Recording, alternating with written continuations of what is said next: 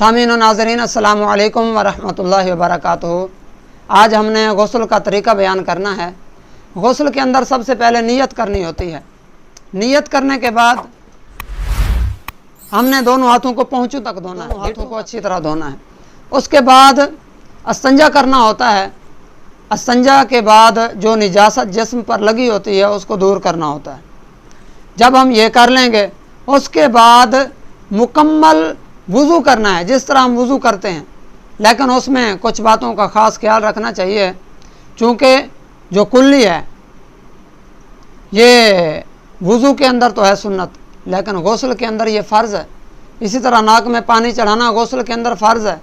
तो वुज़ू जब करेंगे तो उसमें इन बातों का ख़ास ख्याल रखेंगे कि जब हम कुल्ली करेंगे तो मुबालगा के साथ कुल्ली करनी है। बाद हज़रात कुल्ली करते हैं वो इस तरह करते हैं कि थोड़ा सा पानी लेते हैं, 3 बार ऐसे ऐसे कर देते हैं।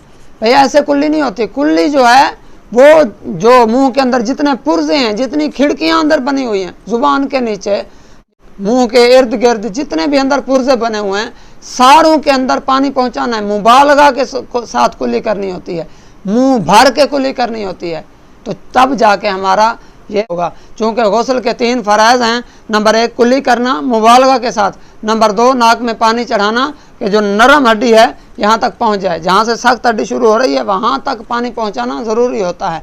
तो इसलिए जब वुज़ू करेंगे तो इन बातों का खास ख्याल। अंदर भी जो नाक के अंदर बाल हैं, अगर एक बाल भी वहाँ पर खुश्क रह गया तो हमारा गुस्ल नहीं होगा। इसलिए ज़रूरी है कि जब हम नाक में पानी चढ़ाएँ तो इस तरह पानी लेकर उसको नाक के साथ ऊपर सूंघें, और जब सूंघेंगे जहाँ तक नरम हड्डी है वहाँ तक पानी जब पहुँचेगा फिर वापस छोड़ देंगे। कोई जगह भी अगर अंदर कोई रीठ वगैरह है तो बंदा वो निकाल दे, वरना अंदर जगह खुश्क रह जाए तो गुस्ल नहीं होगा। इसलिए उसके बाद 3 बार दाएं कंधे पर पानी बहाना है, 3 बार बाएं कंधे पर पानी बहाना है, और 3 बार सर पर पानी बहाना है। उसके बाद हमने मुकम्मल सर के बालों से लेकर पाँव के तलवों तक पानी के साथ अपने जिस्म को तरबतर कर देना है, और इस तरह कि कोई बाल बराबर भी जगह खुश्क ना रहे।